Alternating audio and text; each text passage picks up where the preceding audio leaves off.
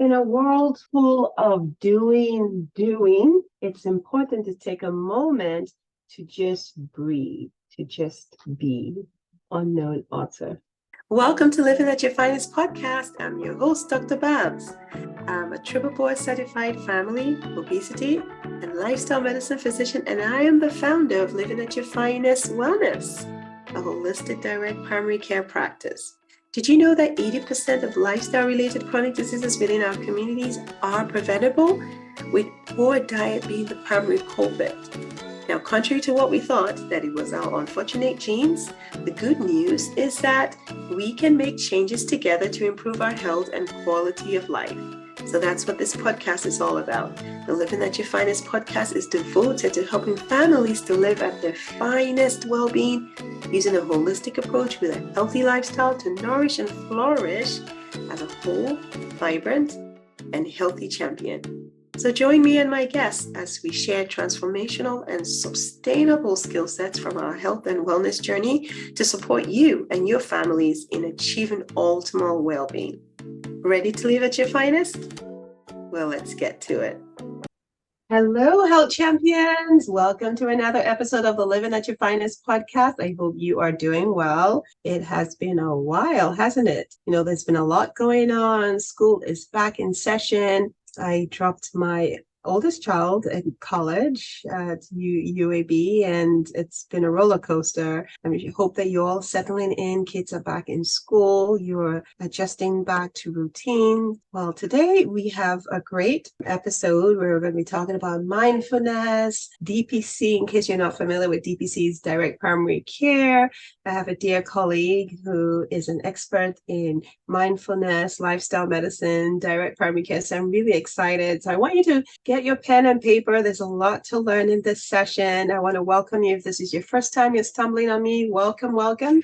Thank you for being part of this audience today. And for those of you who are loyal, thank you. I appreciate you so very much. So what we're going to be talking today, we're going to be talking about DPC, direct primary care, and its relation to mindfulness, right? We're going to see mindfulness as a powerhouse, superpower, however we would like to call it, and just dive into how we can integrate that into our practice and what's the correlation between direct primary care and mindfulness.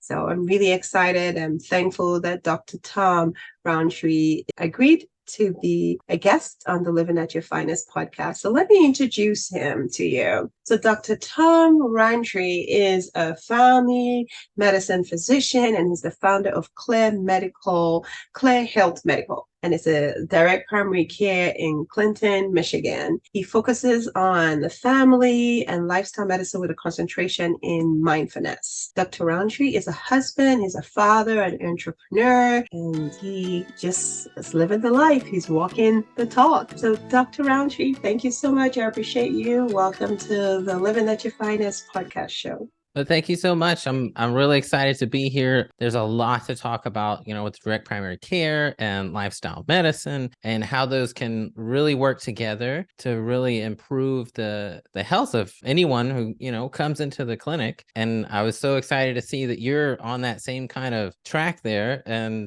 I always look at your Instagram posts and I'm like, well, you know what? I should do what she's doing there also. Yes, and I must say, I thank you for inspiring me, because I've seen a few of your posts as well. And you started DPC journey before me, and you were kind enough to take some time to just encourage me and share a little bit about your journey. And so to get started, I would like, our audience definitely would like to hear more about how you got started. The DPC is one thing, and lifestyle medicine. I know you have a gym. I don't know if it's in your practice or at home. Oh, yeah. You definitely walk the talk. So please share with our listeners, how did you get started, and where did that passion come from? Yeah, certainly. So I, went to med school, and I had these aspirations, for med school and going through it and becoming a doctor and helping a lot of people. And when I got there, unfortunately, the doctors seemed pretty unhappy and they were kind of sad. And I started asking them, well, what's going on here? And one of them said, well, we take insurance. And, before med school, I had owned a couple of businesses and I knew how to do some business stuff. And I said, well, why don't you just stop taking it? Right. And I didn't know. I looked at them like, well, they didn't know what they were doing. And then they looked at me like I didn't know what I was doing. And turns out we both didn't know, the details of how to do those things. And I didn't know the insurance was really entrenched in the medical system and all of the problems that come along with that. So I then started looking at other ways to practice medicine. And one of those ways, luckily, I found was direct primary care, where it's not insurance based. And then that frees me up to do a ton of other things for my patients. And I started, going through med school and then residency. I did a year of OB-GYN, and then I did 3 years of family medicine. Okay. So I found out during that time just how, the whole medical system works, that if you just say medical in front of it, you can charge, 4 times as much for it, right? Like a simple cryo pen or something, you can charge significantly more for it if you say, hey, it's for medical use. And I looked into direct primary care once I figured out, hey, these guys are doing it right. It makes sense. It makes sense for the patients, and I could really take care of them the way I wanted to.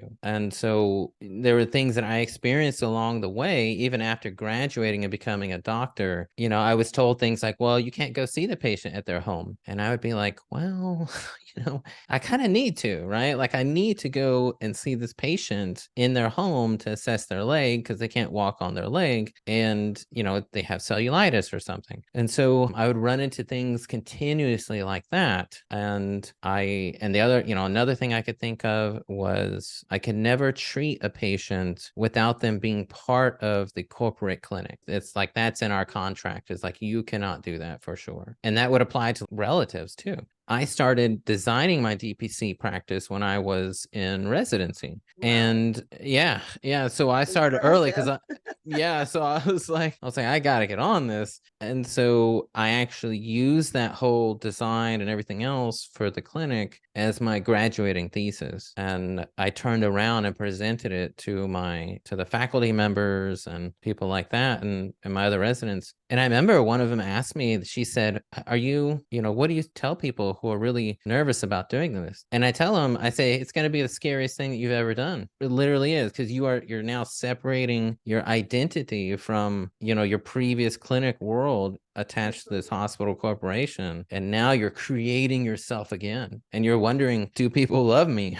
Right? Like that's what you're thinking. Or do people appreciate me or find me valuable? So those were some of the questions that, you definitely ask. Yeah. Thank you for sharing that with us, because I'm impressed about how young in your career you knew the path that you wanted to go, the trajectory that you wanted to go. And it's surprising to hear that your senior colleague, they weren't happy. You saw that, because this is supposed to be your mentors, right? And they don't look happy. And you asked the question and they were bold enough to tell you the truth. And you decided on the path to make it better for your patients, and really proud of that boldness, because not everyone is bold. I was in practice for 15 years of academia, and not that I enjoyed it, because I knew I wanted to go into academics because I like to teach and all of that. But in the midst of it, I realized that the 15-20 minutes just didn't cut it. So I didn't know anything more than just 15-20 minutes, and we tried to push for more time. And so I said a group visit. So I knew there was something wasn't right. And I'm glad to have been able to stumble upon direct primary care, where your practice can be the way you want it to be. The first patient I saw in my practice, I didn't have to look at my clock to see if I was running behind. And that felt so liberating, spending quality time with your patients to really get to the root cause. So that's fantastic. I'm really glad that you've chosen this path and your community are in a better space for it, for sure. So can you share a little bit about lifestyle medicine? How did that come about? And I see that you're an expert in mindfulness. I want to hear a little bit more about that, and how relevant is it into this time and space that we're in? Yeah. And so lifestyle medicine, I've always kind of practiced fitness and mindfulness, nutrition nutrition was something I had to learn about. I grew up in the South, where you eat mostly foods that are bland and that have no color to them, no variety, highly processed, right? So that was, those foods in the South. And so I had to learn nutrition. So I guess I should say the 6 pillars of, lifestyle medicine, right? Like is fitness, nutrition, social interaction, avoidance of toxic substances, and mindfulness. I think I got all those, right? Stress management. Stress management. Yeah. Yeah. And then the mindfulness can serve as a stress management for sure. And so I knew that I needed to do that when I was practicing in the insurance-based world, but you don't get that time, right? Well, you don't get that extra number of minutes to convince a person that, hey, this is what you should be doing, or even tell them some type of plan, like a fitness plan. And when I was leaving the insurance world, I was like, you know what, I'm gonna do this. I'm gonna do lifestyle-based medicine and fitness, stuff like that. So I started looking on the internet and wondering, how do I get some type of guidance on this, right? Some type of evidence-based guidance. I'm not just saying what some people call bro science, right? Like in the gym, I'm actually using research papers and things like this to back up those plans. And I'd always done meditation, even as a kid. I did meditation because my dad kind of taught me it a little bit. And so I would fall back on that throughout my lifetime. And I'd done things like gymnastics when I was younger and all that stuff. So I would teach, or I would tell some of my patients this in my insurance-based practice and just be really quick. Well, now I can take an hour and teach them all the principles of mindfulness, right? And say, this is something that you yourself can rely on, and you don't have to rely as much on medication. And then teaching them, well, hey, if you're taking Prozac, well, Prozac is the same thing that can be generated in the brain using exercise, right? Or just getting outside and enjoying nature. Like it has that dopamine and serotonin and norepinephrine release. And I was able to do that. And so I went to the American College of Lifestyle Medicine website, joined them, and it's on my list to get that second certification like you got. I was really impressed with that. I was like, man, I went to your website and I was like, it's right there. So that's part of my next journey. And then building a mindfulness-based stress reduction program. And I got a chance to talk with John Kabat-Zinn, one of the leaders in mindfulness, and during a Zoom meeting. And he was like, just do it. He's like, just start it, create it, and start teaching people. You don't need years upon years of practice and all that stuff. He's like, you just start and use the basics and go with that. And so that's fantastic. Yeah. That's amazing. I'm so impressed. You've been doing this right from when you were much younger, mindfulness. I'm just learning mindfulness now, and it's coming so handy. I like that you said your dad practiced mindfulness. He taught that to you. Okay.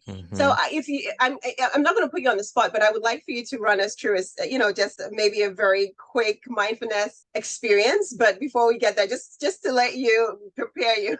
Okay. Like meditation, like a meditation.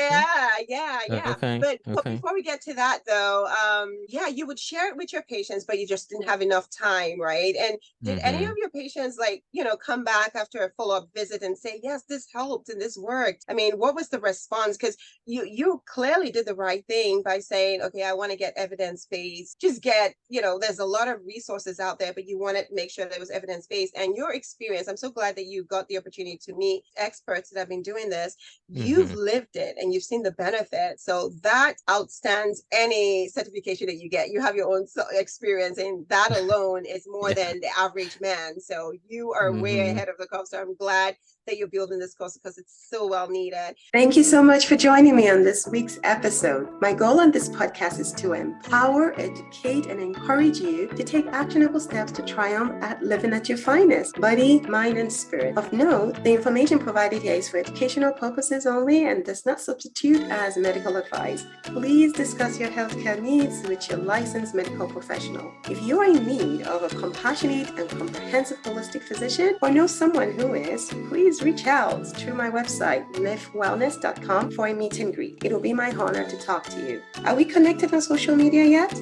I share more in-depth content on best practices to ensure that you live at your finest daily. So please join me on Facebook, Instagram, YouTube at Living at Your Finest Wellness, where we can learn together and stay connected. Lastly, please subscribe to iTunes if you have not done so already, and share the podcast within your circle of influence. An extra step, leave a review and let me know what topics or discussions you would like to hear more of. Thanks in advance. It is always a thing of joy to hear from you. Now, let's get back to today's episode. But back to my question, when you had the short opportunity to share with your patients about mindfulness and how that would help going out in the sun and exercise, what was the feedback that you got from them, and how have you been able to incorporate that right now in your DPC practice? Right. So one of those ways is doing what I call a technology break. I have a little plan that I give to them, and it's kind of like, when you get home, stick your phone in the drawer and don't take it out until 3 hours later or after dinner, and then look at it once and put it back in. And that one alone I've used probably now about 10 times or so. And people come back to me and they go, oh yeah, that's what was causing my anxiety. Like, that's what was making my brain kind of scattered. And so it's, seeing those things that distract us from the senses that our own body has. And that's what it is. It's that you are no longer in tune with your own senses, meaning you see sight with your eyes. It's only one, right? And whereas you have all of these other senses, you have feeling, you have touch, you have hearing, you have smell. You've ignored all the others because you're just focusing on that technology. That makes sense. Wow. And so now that brings in, you put the phone away, and now your mind can calm down and actually address your own internal problems, because the problem is usually not external, although it can be, but 9 times out of 10, it's an internal interpretation of that presenting problem.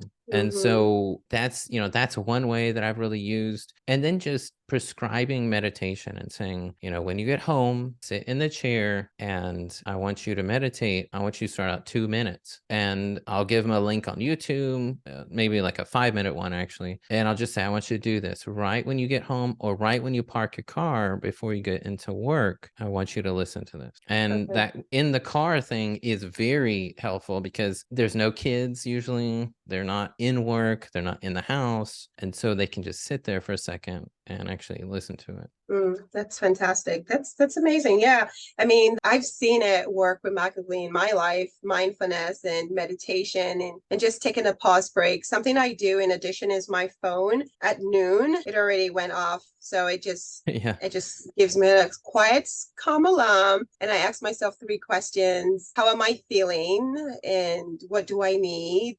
Just simple things to be present, because a lot of times we're always running all over the place. So that's great.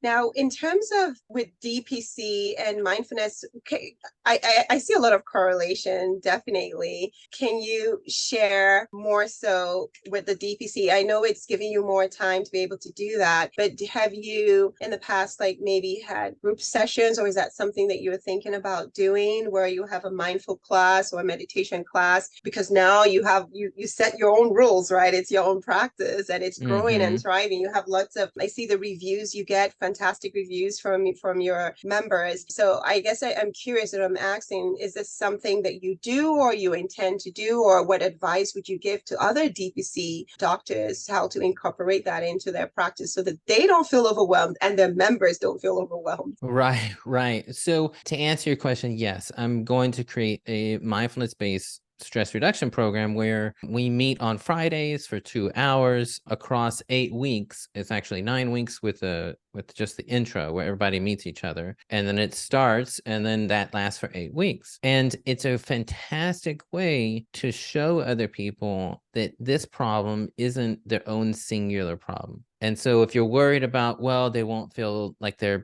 having individual attention, that's not what happens. They do have individual attention learning from you. they see that they meet in this group and they see that, oh, this other person sounds similar to myself. And then they go, well, I'm not as ostracized, by my own problems as I thought. And then that class itself can actually be broken up into groups where, say, it's a function on Zoom where you can break them up into little groups. So you can have like 2 per group or 3 per group. And then within that group, then they talk to each other. And one of the important things we do in mindfulness is speak in the first person. So you speak saying that I feel this when this happens, instead of, well, people do this when this happens, because then that focuses you back on yourself and you train your brain to now listen to how your feelings are occurring and arising. You can then use that to address the internal problems that you actually have. So yeah, I definitely encourage anyone. You can make a weight loss program and it works the same. You split them up into groups and then they can share things with each other. Then you come back to the regular large group and then share things in that as well. So it works really fantastic. And all you need is email and Zoom. That's it. Just keeping it simple. Yeah. And then for DPC doctors that will be listening to this as well, I guess the encouragement that they should also take time out, because as much as it's a great world to be, you have enough time to spend with your members, but you also need to take care of yourself, right? That's part of the stress management of the 6 pillars of lifestyle medicine, right? Because you want to do good for others, but are you doing good for yourself? And so taking those mindful breaks for a DPC docs or any doc or whatever field you're listening to this, to know that you are valuable and you need to take time out for yourself. Now, I suppose you might also use like the box breathing. Is that something that you use as well? The box breathing or the 4-7-8? Okay, yeah, that's something that I try my best to at least make a habit in the morning and at night, but preferably in the morning. So any words on those as well for mindful? I know it's a superpower of yours, so that's why I'm asking all these questions, because you're the expert on this. Yeah. So what happens? So the box breathing, right? So one of the things you can do with box breathing, and they train this actually in the Army as well, in the different military branches, and it's where you find yourself and you feel yourself getting comfortable in your chair or you're sitting, and you don't have to use this sitting on a meditation pillow, right? Like people think, well, I have to buy this thing, I have to sit on this pillow, I have to sit out in nature. Well, you can actually sit anywhere and do it. And so it starts out where it's like a box, and the box stands for breath in, pause, breath out, pause. And so when you're breathing in, you can count to 10. So you can count to 10, you can count to 8, however comfortable you feel taking in that breath. So as I take in, I'm counting, 1, 2, 3, 4, 5, 6, 7, 8, 9, 10. And now I'm in, the top of my breath. And then I can count over 10. I can hold it for 10 or 4 or 6 or 8. Right. And the point is to keep it the same. So makes the it same number. very simple. Yeah. Very simple to do. That's one of them. Another one is the 10 count breath, where, you get comfortable in your chair and you feel your feet on the floor. And then you start paying attention to your breath and you find out, where do you feel it? Do you feel it in the nose, in the chest, or in the stomach? And then you concentrate kind of on that point and you just feel that movement of breath. And then you count. So you count when I'm breathing in, 1, and then out 2, and then in 3. And so you count up to 10 and then you restart. It's a beginning kind of intro into meditation that you feel like you've accomplished something, because even though, that's not the goal, the goal is not to accomplish something or to strive for something. It can help you get to that point of being comfortable doing it. Yeah, I've never heard of that one. I'm glad that you mentioned it, the count up to 10. And then with the box breathing, I usually would do 4, but it makes sense to count as far as you are able to and you're comfortable, and maintain that same number. So thank you for running that session with us. That's great. Yes. So, I want to shift gears now and find out who you are as a person. This show is called Living at Your Finest, well-being, and want to get to know you as the great physician that you are. So I have some questions, quick 1 minute or less response, let's if do that is it. okay with you. Okay, Yeah. very good. Yep. So we all know that your superpower is mindfulness. We know you're a great DBC doc. Is there anything that most people don't know about you that you would like to share with us? That most people don't know. Oh, well, should I say close people? Because generally people, if they're not close to you, they wouldn't know. But yeah, close people. So, so one thing I have that most people don't know is that I played classical guitar around the world. So I was a professional classical guitarist for 20 years probably. And I played everything from weddings to funerals to hospitals. And that's actually how I got started becoming a doctor, because I would play in the hospitals and then people would ask me to go play in their rooms. And then I thought to myself, maybe I could do a little more than just play music, but even though some people say it's a lot, but that's how I initially got started. Oh my gosh, that is amazing. You must have written that in your personal statement, right? We're getting into medical school or residency. Because that is a fantastic, that's amazing. I mean, it sounds like you've always had a heart for service, and the traditional practice would have just totally kept you in a box. So it's good that you're a DPC doc. That's great. Okay. Well, so let's ask about your motto or aspiration, or what's that word, one word that you say to pick you up, because again, this is life. We have a lot of things happen, and they say that 90% is not what happens to us, but how we react to it. So we're just curious to find out what Dr. Rountree's affirmation, or just that word that picks you up on those days when you feel down. I think I think the main one, the simple one, is keep going. And it sounds very simplistic. And so I think another layer to it is find yourself and then keep going. So find yourself in that panacea of emotions and figure out what's truly bothering me, right? Because most of the time it's not what you think it is. It's normally, 9 times out of 10, it's not. It's something else. And so I say keep going, but I have these underlying things that I do to keep going. Because if you can get past that single point of frustration or whatever it is and do an action, then oftentimes that point of frustration resolves itself. Because you can only stay angry or frustrated for, it's very hard to stay longer than 30 minutes, right? Like really, truly frustrated. It's very hard. It's a lot of energy. And it's not healthy. It's a lot of energy. You're right. It's not healthy at all to do that, for sure. And life is a practice, right? So there are some people that can do that for longer than 30 minutes and stay mad and stay angry because that's what they practice. But then if that's not something that you're used to doing, then you want to quickly snap out of it. But I like the preceding layer that you said is find yourself, because that might mean that you need to sit into that state of mindfulness, right? And figure out what the real issue is. And once you figure what that is, then you can keep pressing on. So that's great. Very good. Yeah. All right. Well, I would love to give you an opportunity to share with our audience where, they can reach you, if there's a wait list for your program, because everybody needs mindfulness. So please, I will give you an opportunity to share with the audience how they can get in touch with you and where your practice is, if there's anyone in your area. Are you still taking patients? Are you actively still taking patients? So you can share some information on that. Okay. But before we get to that, I have one last question for you. Sure. And the last question is, what do you do as your pastime? Not mindfulness. Don't mention mindfulness. What do you do for your pastime?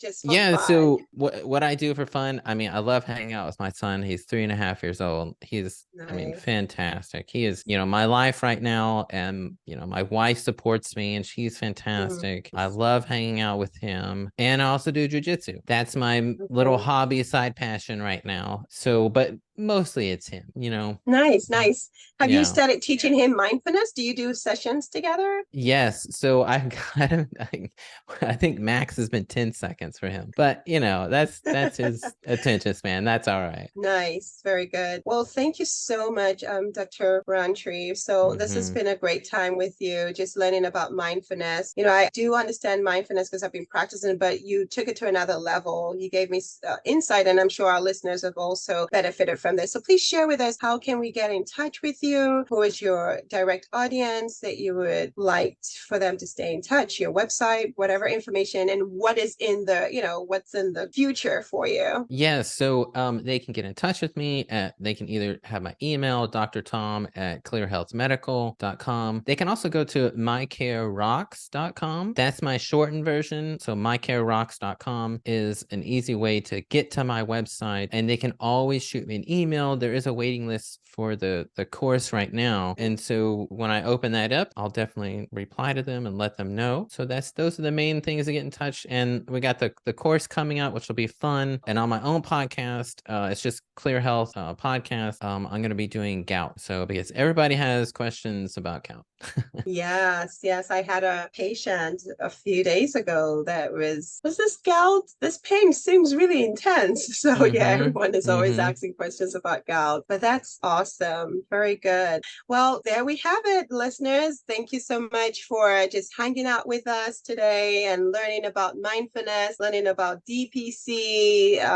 This is definitely the state that we're in, where we are trying to restore health, right? We want to put health and care where they need to be and just stay away from the sick care, which unfortunately we've had to deal with in the traditional practice. So I know that you all know that you deserve to live at your finest, right? Because you are worth it. So if you are in the area where Dr. Roundtree works, please give him a call, see all the great work that he does. I am in the Atlanta, Georgia area. And so if any of this is of interest, please reach out to us. But definitely want to thank you for hanging in with us to the very end. Little steps, it's always progress, not perfection. So even if it's just 5 minutes of practicing all that you've learned today, just give it a try. Because a lot of what I see in my practice, and I'm sure Dr. Roundtree can testify, that things coming from internal stress, social connections, all of that can cause a lot of this chronic lifestyle related. Of course, we always hear about nutrition and lack of physical activity, but these other pillars are also very relevant to our health. So until next time, I hope that you will make an effort to just apply 1 or 2 things that you've heard today, because you are worth it. You deserve to be whole, vibrant, and healthy. So thanks again. Take care and God bless.